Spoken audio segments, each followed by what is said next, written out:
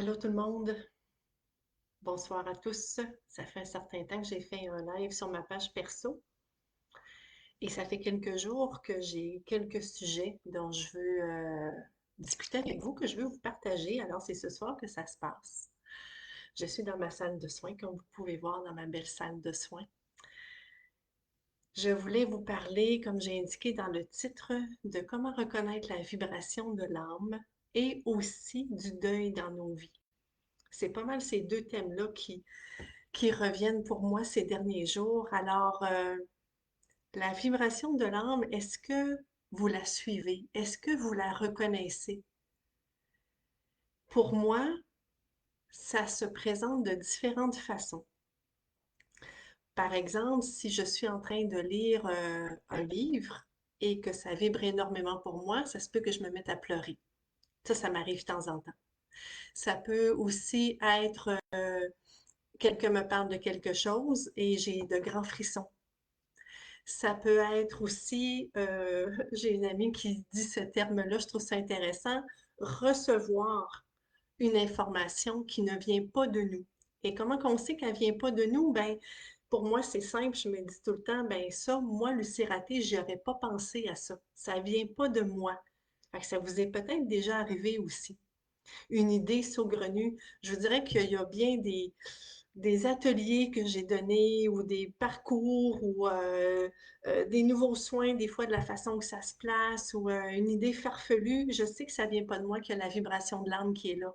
Et c'est comme ça que je sais que même si je ne comprends pas, je me dois d'honorer cela parce que je sais que c'est mon plus grand but qui est mis en mouvement.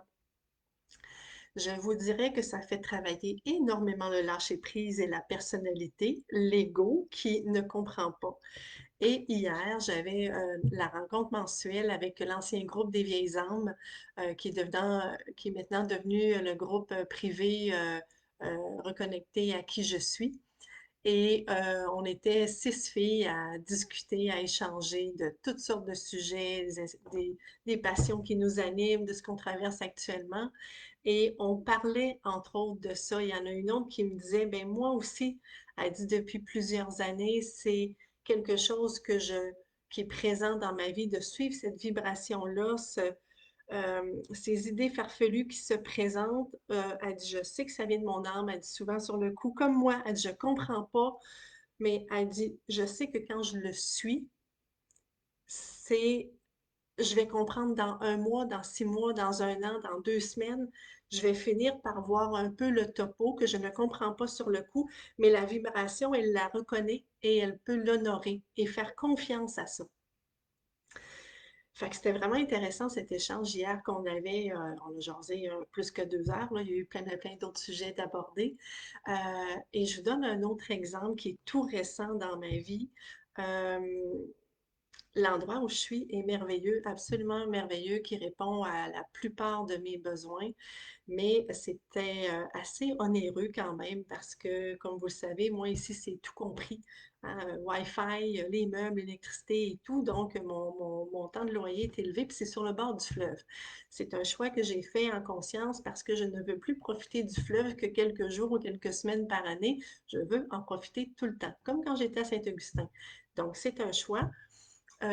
Mais là, au fil des, ça fait plus que 2 ans là, que je fonctionne comme ça commençait, puis je suis seule, à être un petit peu lourd financièrement. Et donc, il y a quelques semaines de ça, environ 3 semaines, je m'en allais en Beauce faire un tour. Je m'en allais au Père Nature à Sainte-Marie, puis je prenais des rangs que je connaissais pas et les paysages, les couleurs commençaient, c'était wow. Et là, j'avais un peu ça présent en moi, sans que je sois trop dans ma tête à trouver une solution, mais c'était juste présent euh, je- de trouver une solution à cette petite problématique-là. Et d'un coup, ça a descendu. Psst! Pourquoi tu ne te prendrais pas un coloc? Hein? Moi, me prendre un coloc? Et je savais que déjà, ça a juste descendu en dedans de quelques secondes, je savais que ça venait pas de moi. Et là, mon mental a commencé à peser le pour et le contre et bon, à tout calculer, tout prévoir dans ma tête. Mais ce qui m'a surpris, c'est que moi, Lucie Raté, j'ai jamais eu de coloc et j'ai jamais été intéressée à en avoir un. Pourquoi? Parce que mon espace vital est super important pour moi. Quand je suis chez moi, je suis sauvage. Je souhaite pas partager mon lieu de vie, vraiment pas. Oui, j'ai eu des amoureux avec qui j'ai vécu, mais pour moi, c'est pas des colocs. On les connaît, hein? On va pas vivre ensemble après 2 jours. Ça fait des mois souvent qu'on se fréquente, des fois plus qu'un an. Avec Raphaël, ça faisait plus qu'un an, puis on va vivre ensemble. Ça devient quelque chose qui se place par lui-même. Donc, ça qui descend, un coloc, je savais que ça venait de mon âme. Ah ouais! Et quand je suis arrivée chez moi, j'ai tout de suite mis ça en action. J'ai correspondu avec mes propriétaires pour émettre cette idée s'ils seraient ouverts, parce que quand même, moi, c'est important d'être authentique dans le respect. C'est leur maison. C'était pas l'entente de début. Est-ce qu'ils seraient ouverts?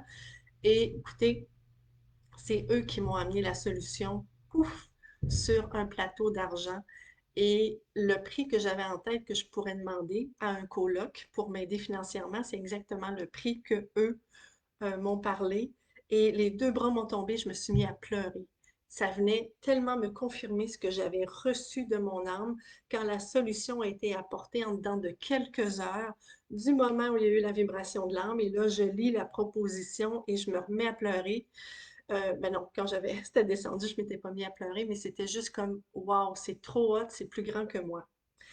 Par contre, bien sûr qu'au fil des semaines, entre le moment où l'information est rentrée et le moment où mon coloc est arrivé hier, je peux vous dire que ça spinait dans ma tête. Je ne sais pas combien de fois j'ai eu le goût de réécrire à mes propriétaires pour lui dire, écoutez, laissez faire, je vais m'en aller, ça fait plus, ça me convient plus. Vraiment beaucoup de peurs qui ont monté, d'insécurité. Est-ce que je vais bien vivre avec cette personne-là? Est-ce que ça va être simple? Ça va être agréable? Va-t-il falloir que je m'adapte beaucoup, que je fasse des compromis? Puis là, ça spinait dans ma tête. Et finalement, il est arrivé hier.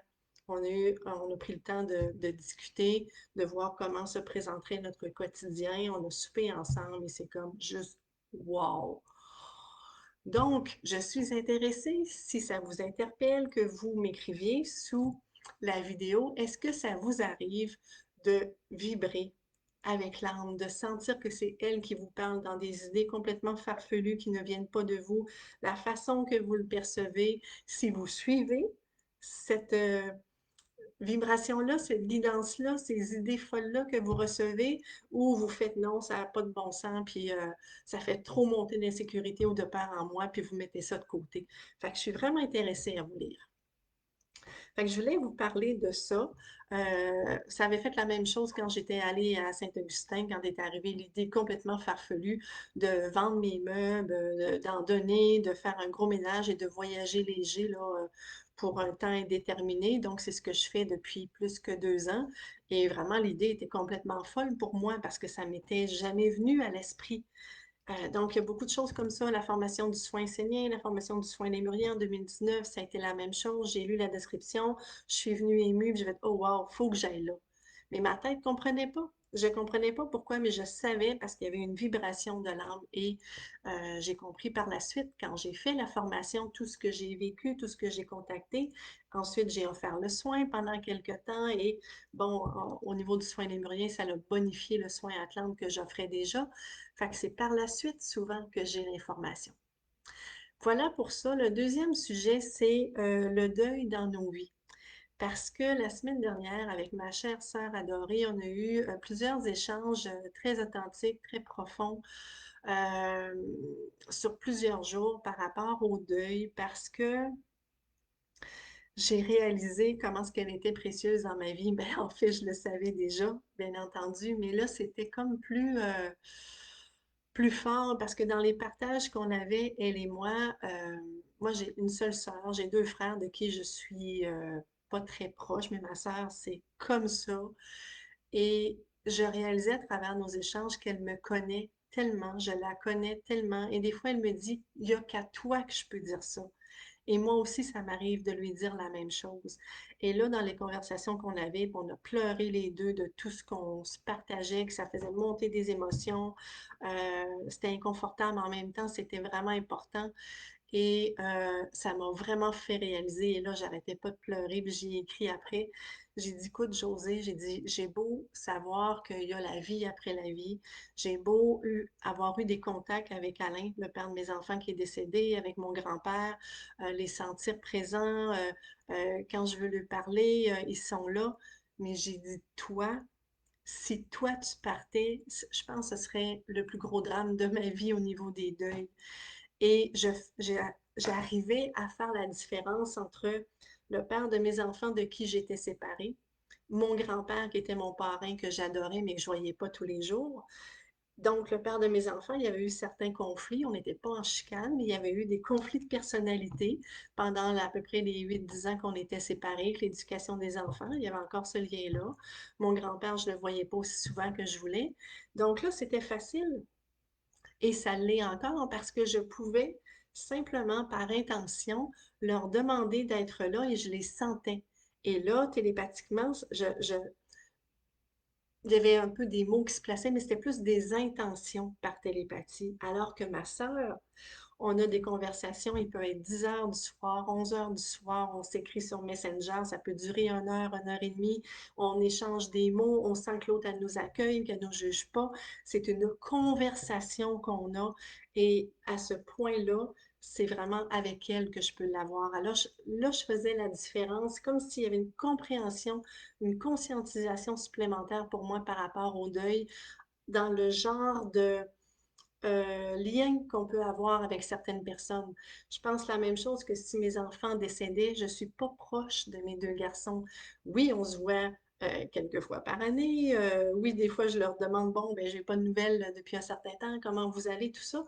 Mais eux, ils m'écrivent pas. Eux, ils n'ont pas besoin de moi dans leur vie actuellement. Ils ont 22, ils ont 25 ans, ils ont leurs amis, ils ont le travail, ils ont leurs appartements. La même chose que moi, ma mère. Je m'ennuie pas de ma mère. Je l'appelle pour prendre de ses nouvelles, mais je ne m'ennuie pas.